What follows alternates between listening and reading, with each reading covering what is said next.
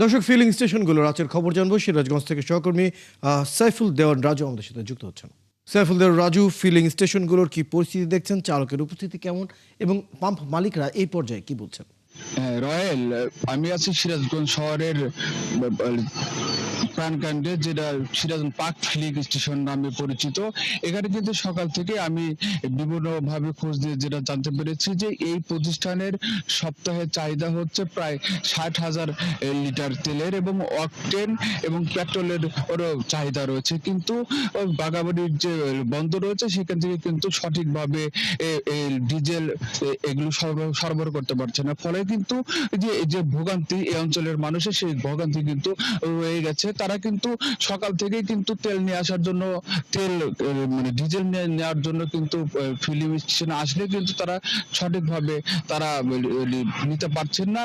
এবং এখানকার যে যাত্রারত মালিক রয়েছেন উনি আমাদেরকে যেটা জানিয়েছেন যে তাদের প্রত্যেক সপ্তাহে চাহিদা হচ্ছে 4 গাড়ি, অর্থাৎ হচ্ছে প্রায় 60,000 লিটার কিন্তু ডিজেল এখানে প্রয়োজন, এবং পাশাপাশি অকটেন এবং পেট্রোলও রয়েছে। কিন্তু এগুলো কিন্তু তারা সঠিকভাবে পাচ্ছেন না। বাগাবাড়ি থেকে কিন্তু তাদেরকে একদম সীমিত সংখ্যক তেল দিয়ে, ডিজেল এবং অকটেন দিয়ে কিন্তু তাদেরকে ফেরত পাঠিয়েছেন। ফলে কিন্তু এখানকার যে মানুষের ভোগান্তি, সেই ভোগান্তি কিন্তু রয়ে গেছে।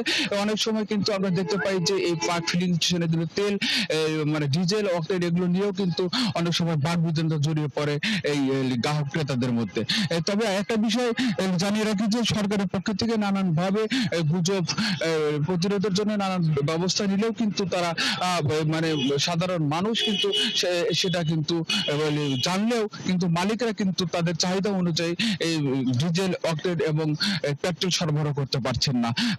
তবে তারা সরকারের কাছে অনুরোধ জানিয়েছেন যে যে চাহিদা রয়েছে সেই চাহিদা অনুযায়ী তেল দিলে কিন্তু তারা গ্রাহকদের কিন্তু সন্তুষ্ট করতে পারবেন, এবং তাদেরকে চাহিদা অনুযায়ী এই ডিজেল, অকটেন এবং পেট্রোল সরবরাহ করতে পারবেন। এই ছিল সিরাজগঞ্জের সার্বিক পরিস্থিতি। রয়েল।